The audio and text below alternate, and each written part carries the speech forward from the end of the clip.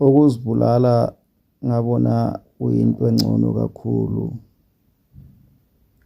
Ngangithi ngangikhangela emuva ngingayiboni indlela, ngangikhangela phambili ngingayiboni indlela, khangele abantu engangiphila nabo ngibone bengangiboni njengomuntu.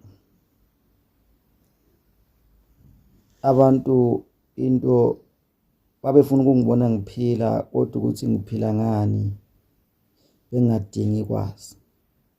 Ngangingasebenzi, ngihlala 3 to 4 days ngingadli lutho, kodwa abantu bengi-WhatsApp bafuna ngiphendule ama-WhatsApp.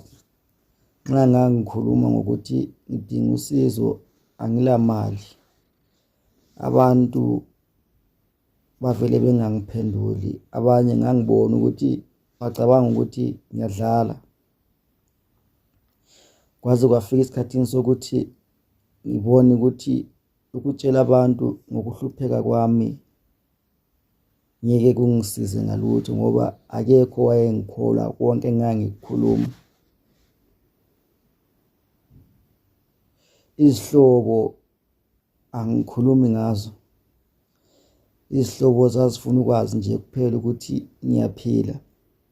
Kulapho engananzelela khona ukuthi izihlobo ezikufunayo, izihlobo mhlawumbe zidalelwe ukuthi zikungcwabe kuphela, kodwa ukuthi zikusize usaphila kunzima. Nxa ulazi izihlobo zakho ezikusizayo usaphila, zibonge uzithande. Kwakuntambama ngingedwa endlini,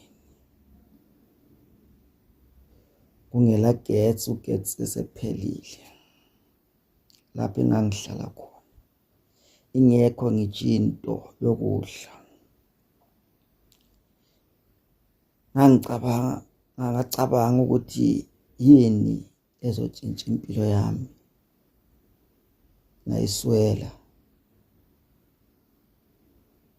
Ngakhangela phambili ngabona umnyama, bheke emuva njalo ngabona umnyama. Umuzwa wokuphila ngawubona uchabalala kancane. Ngazibuza ukuthi ngiphilelani.